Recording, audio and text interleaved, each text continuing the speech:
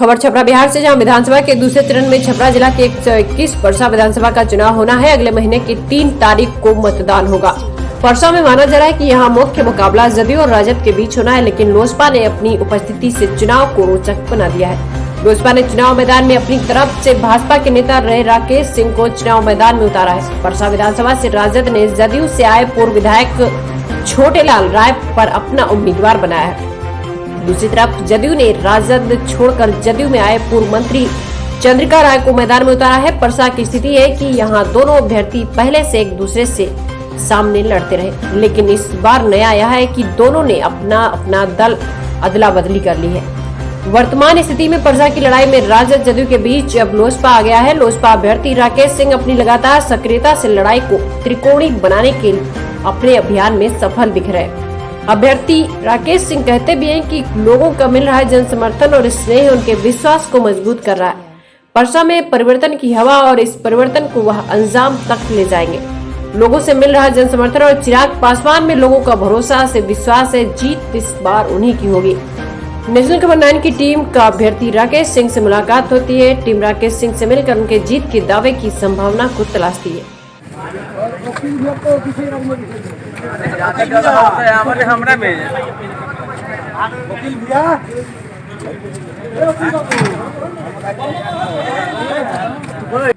विधानसभा चुनाव को लेकर नेशनल खबर 9 की टीम आज परसा विधानसभा में है। परसा विधानसभा का जब नाम आता है तो वो एरिया याद आता है जो कभी आतंक के साए में जीता था। वो एरिया याद आता है जो विकास की सुविधाओं से वंचित रहा है। परसा का वो दियारा क्षेत्र जो आज भी मूलभूत सुविधाओं के लिए तरस रहा है। परसा विकास तो किया है, ये नहीं कहा जा सकता कि परसा में विकास नहीं हुआ है, लेकिन ये आरोप लगता रहा है कि परसा में जो विकास हुआ है वो व्यक्तिगत हुआ है। सामाजिक तौर पर विकास आज भी वंचित है। यहाँ यह वह क्षेत्र है जो बाबू दरोगा राय का क्षेत्र कहा जाता है, यह वो क्षेत्र है जो बाबू दरोगा राय के नाम से जाना जाता है। इसके बाद भी यह विकास, यह क्षेत्र विकास में इतना पीछे क्यों रह गया, ये एक बड़ा सवाल है। आज हम लोग यही जानने परसा के सुदूर दियरा क्षेत्र में आए हैं। ये परसा का 12वें गांव है और यहाँ जो चुनावी दृश्य है वो ये बताता है कि जदयू और राजद एक बार फिर से आमने सामने हैं। आश्चर्यजनक बात यह है कि दोनों दलों ने सिर्फ अपने अपने अभ्यर्थी को बदल दिया है। मुकाबला वही है जो राजद से थे, अब वो जदयू से आमने सामने हैं और जो जदयू से थे वो राजद से चुनाव लड़ रहे हैं। इस दोनों के बीच एक त्रिकोण बनाने का प्रयास यहां से लोजपा कर रही है। आज हमारे बीच लोजपा के श्री राकेश सिंह जी हैं। जानेंगे कि लोजपा की क्या स्थिति परसा में है और परसा में लोजपा किस तरह राजद और जदयू के बीच एक त्रिकोण बना पाएगी और कैसे इस अभेद किले को भेद कर अपने मुकाम तक पहुंचेगी। तो चलिए चलते हैं राकेश कुमार सिंह के पास। राकेश जी नमस्कार। सबसे पहले नेशनल खबर 9 में आपका स्वागत है। आज हम लोग परसा के 12वें गांव में हैं। आज यहां आपकी एक चुनावी सभा भी थी। क्या लगता है आपको कि जो क्षेत्र परसा का रहा है, जो एकदम से आमने सामने की लड़ाई जो कही जाती है, और आज आप लोजपा के प्रतिनिधि हैं, चिराग के प्रतिनिधि हैं, क्या लगता है कि लड़ाई को आप एकदम आमने सामने की लड़ाई को आप अपनी तरफ मोड़ पाएंगे? मोड़ दिया है। यह जो है लोगों का समूह बहुत आगे बढ़ गया है। अब तो आरजेडी और जदयू तय ही नहीं कर पा रही है कि राकेश सिंह से लड़ेगा कौन। कल हमारे आदरणीय लोजपा के चिराग पासवान जी का प्रोग्राम सुतिहार में था। उसी सुतिहार के धरती पर, जिस सुतिहार के धरती पर आदरणीय मुख्यमंत्री जी का कार्यक्रम को सफल नहीं बना सके जदयू प्रत्याशी, उस पे हमने कल डंका के चोट पर 2 दिन पहले आपके नेशनल टीवी 9 पे और अन्य चैनलों पर भी बता दिया था कि 28 तारीख के बाद कोई दूर दूर तक दिखाई न दिया है न देगा, और वही कल हुआ। भाजपा के कद्दावर नेता रहे हैं, बड़ा नाम रहा है भाजपा में आपका, और भाजपा के लिए आपने काम भी किया है। आज आप भाजपा से बागी होकर लोजपा पर हैं। क्या लगता है आपको कि भाजपा के जो कार्यकर्ता हैं वो आपके साथ मजबूती से खड़े हैं? बिल्कुल, इसलिए मेरे साथ मजबूती से खड़ा है कि परसा विधानसभा के चारों मंडल अध्यक्ष ने भाजपा के वरिष्ठ नेताओं को, खासकर जदयू के भी एक मंडल अध्यक्ष ने पार्टी नेतृत्व को स्पष्ट कर दिया था कि यदि प्रत्याशी नहीं बदले तो हम लोग बगावत के लिए तैयार हैं, अन्यथा पार्टी प्रत्याशी बदले। और प्रत्याशी नहीं बदला तो कार्यकर्ता तो स्वतंत्र हो गए। किस दरवाजे चारों मंडल अध्यक्ष ने जाने का काम नहीं किया। परसा से चंद्रिका राय जी और छोटे लाल राय जी, ये दो नाम हैं। नाम बदलते हैं लेकिन चुनावी रण में यही लोग आमने सामने रहते हैं। सत्ता भी इन्हीं के पास रहती रही है। क्या लगता है कि लोगों में ये लगातार सत्ता एक दूसरे की अदला बदली से कोई विरोध है? बिल्कुल विरोध है, बिल्कुल विरोध है, क्योंकि एक जो 30 वर्ष तक आरजेडी में रहे, उन्होंने लोगों को पुरकस ठोकवाने का काम किया। कभी मोसाहा महतो को पिटवाने का काम किया, कभी मैनेजर सिंह प्रमुख को फफेलिवाने का काम किया, कभी आप जदयू के ललन सिंह 2019 के चुनाव में जदयू के अध्यक्ष थे, उनको सुनील राय से ठोकवाने का काम किया। तो उनके ठोकने से लोग भी निराश हैं कि ऐसे व्यक्ति जो वोट भी लेगा और मेरा दवाई भी कराएगा, ऐसे व्यक्ति को तो इस जिंदगी में नहीं घोटेंगे। परसा की राजनीति ये कहती है कि यहाँ पिछले 30 वर्षों से एक ही तरह के लोग विधायकी पे रहे, तो और दोनों अब आज के तारीख में एक दूसरे को ये कहते हैं कि परसा का विकास अधूरा रह गया है। तो आखिर विकास अधूरा रह गया तो जिम्मेवार कौन? ये जिम्मेवार यही दोनों लोग हैं।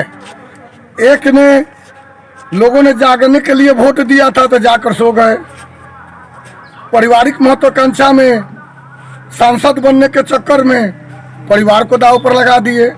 दूसरे ने तो विकास किया, इतना विकास तो बिहार में शायद कोई विधायक किए होंगे। विकास हुआ, अपना पेट्रोल पंप, अपना गैस एजेंसी, अपना चिमनी, अपना भावों को स्कूल में जबरदस्ती एक मास्टर को पीट कर हेडमास्टर, सीनियर होते भी उसको हटवा कर हेडमास्टर, अपनी भौजाई को पैक्स का सदस्य, एक भाई को पैक्स का अध्यक्ष। लेकिन दुर्भाग्य की बात यह रहा कि विधायक रहते हुए अपने भाई मुखिया को जमानत नहीं बचा सके, ऐसा दुर्भाग्य रहा। पटना में मकान, दिल्ली में मकान, तो जनता इनकी सब समझ गई है। अब लोगों से पूछते चल रहे हैं कि कहा फलना तू विरोध में बढ़ा। हद तो तब हो गई क्या से 3 दिन पहले दुर्गा पूजा में लोग को थ्रेटरिंग देते चल रहे हैं कि चुनाव बाद ठीक कर देंगे। तो लोग कह रहा है कि अब फिर आपको ठीक कर देंगे, 3 तारीख को बांग्ला छाप पर बटन दबाएंगे और आपको वहीं से ठीक करने का संदेश बिहार सरकार को दे देंगे। तीर ये आमने सामने दिखता रहा है। लोगों की जो राजनीतिक सोच है वो भी लालटेन और तीर के अगल बगल ही घूमती रही है। पहली बार बिहार में ऐसा लग रहा है कि लालटेन और तीर के बीच बंगला आ गया है। क्या लगता है, बंगला इस दोनों के बीच अपनी जगह बना लेगा? बिल्कुल बना लेगा नहीं, बना लिया है। आप देख रहे हैं कि जहां आप बैठे हैं एक छोटी सी सभा थी, और आप देख लीजिए कि कितनी संख्या में लोग भीड़ में हैं।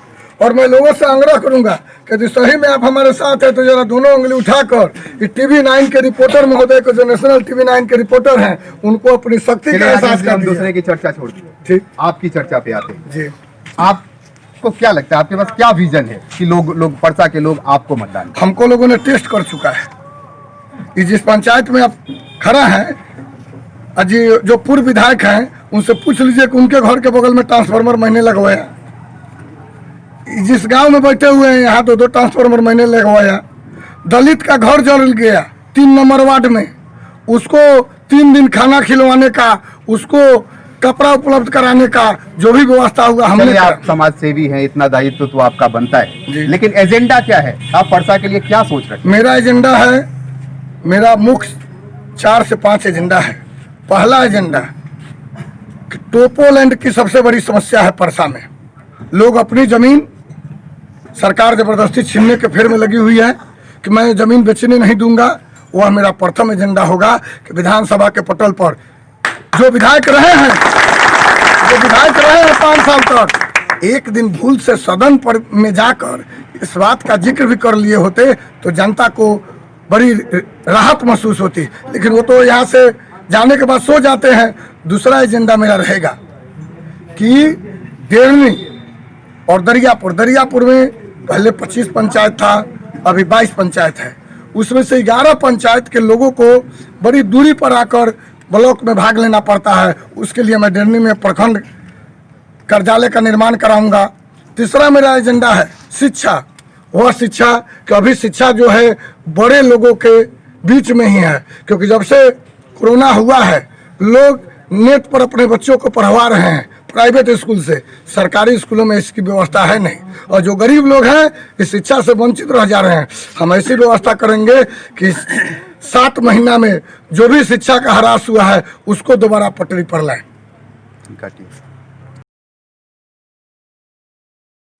राकेश जी, परसा एक सुदूर देहाती क्षेत्र है और परसा का मुख्यालय भी सदर अनुमंडल है जो यहाँ से काफ़ी दूर है। परसा में पहले भी यह मांग उठती रही है कि परसा को अनुमंडल का दर्जा दिया जाए। इस दिशा में आपका क्या प्रयास होगा? बिल्कुल मैं प्रयास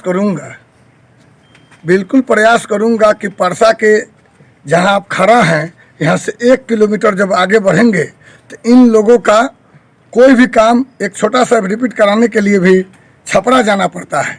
तो मैं चाहूँगा कि भाई सोनपुर को, दिघवारा को सोनपुर में रहने दीजिए और दरियापुर को परसा अनुमंडल बनाकर यहाँ के लोगों को राहत की महसूस कर सके, ऐसा मैं प्रशासन से मांग करूँगा।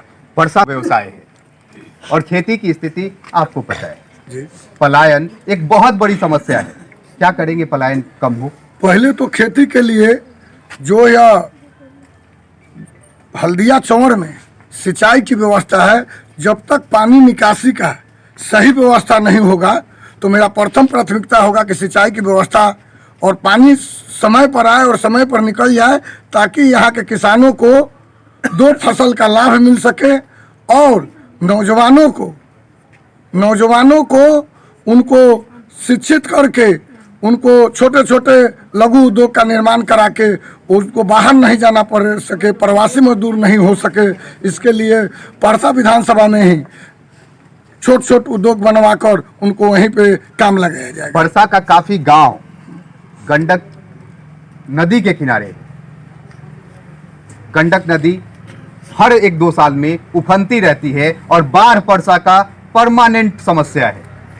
इतने दिनों में क्यों बाढ़ की समस्या का निदान नहीं किया गया? इसलिए कि मतलब ही नहीं है। यहाँ तो बाढ़ भी आएगा तो मछली का पैसा वसूलना है, तो यहाँ तो छोड़ देना है जनता को भाग के भरोसे। तो वह काम मैं नहीं करूँगा। जनता के काम के लिए सरकार का ईंट से ईंट बजा देने का काम कर। राकेश जी, क्यों भरोसा लोग करें कि राकेश सिंह अगर जीत गए तो वो राकेश सिंह ही बने रहेंगे? जैसे आज लोगों के बीच हैं वैसे कल भी लोगों के बीच घूमते रहेंगे। ये भरोसा क्यों हो? जो 20 वर्ष में नहीं बदला, जो 20 से 21 वर्ष से जनता के, चाहे वह दरियापुर सुलिस गेट खुलवाने का काम हो, आनंदपुर सुलिस गेट खुलवाने का काम हो, जो 21 वर्ष में नहीं बदल सका, अब क्या बदलेगा? बदलने वाला समय मेरा समाप्त हो गया है। वो जो बदलने का भाषा बोल रहे हैं कि हम बदल गए हैं, वो बदलने वाले नहीं है। जो 30 वर्ष में नहीं बदला, जो 10 वर्ष में नहीं बदला, अब बदलने का मान का है। तो लोगों ने कहा कि आप मत बदलिए, लेकिन हम अपना मन बदल लिए। क्या लगता है अगर आप विधायक बन गए तो अगले 5 साल में परसा को कहाँ ले जाएंगे? परसा के लिए क्या कर पाएंगे? सबसे पहले मैं पूर्व विधायक जी के घर के बगल में शौचालय का निर्माण करूंगा, ताकि लोग जो रास्ते पर शौच कर रहे हैं उसकी समस्या से निजात मिल जाए और यह पहचान उनकी मिट जाए कि घर कहाँ पड़ी, पूर्व विधायक जी के घरों के आगे वह पहचान मिट जाए, इसकी व्यवस्था करूंगा। और दूसरा, जो पूर्व मंत्री हैं उनकी भी वही व्यवस्था करूंगा। उनका भी पूछिए कि घर कहाँ है तो लोग कहेगा कहूँ जो सड़क बजहिया चौरों में पार्क कीजिएगा, जहाँ लोग रास्ते पर शौच करते हैं वो पार्क कीजिएगा, तब उनका घर आ जाएगा। उनकी भी समस्या का मैं परमानेंट निराकरण कर दूंगा। पूर्व मंत्री चंद्रिका जी की पुत्री भी अब चुनावी सभा में जाती हैं और परसा की अस्मिता के नाम पर वोट मांगती हैं, तो आपको क्या लगता है कि अस्मिता के आधार पर परसा के लोग मदद नहीं करेंगे? उनके व्यक्तित्व से जानबूझकर खेल गए उनके पिताश्री ने, उनको बलि का बकरा बना दिए। वो हमारी बेटी है, बहन है, उसके बारे में मैं कुछ नहीं कहूँगा, लेकिन बिहार के इतिहास में जब भी किसी बाप को अपने राजनीतिक महत्वाकांक्षा के लिए बलि चढ़ा देने की बात आएगी तो उसमें चंद्रिका राय जी का नाम सर्वप्रथम लिया जाएगा। आपके राष्ट्रीय अध्यक्ष कुर्सी कुमार के कुर्सी के नीचे चिराग जल चुका है, क्या लगता है आपको कि बिहार के मुख्यमंत्री नीतीश कुमार नहीं बनेंगे?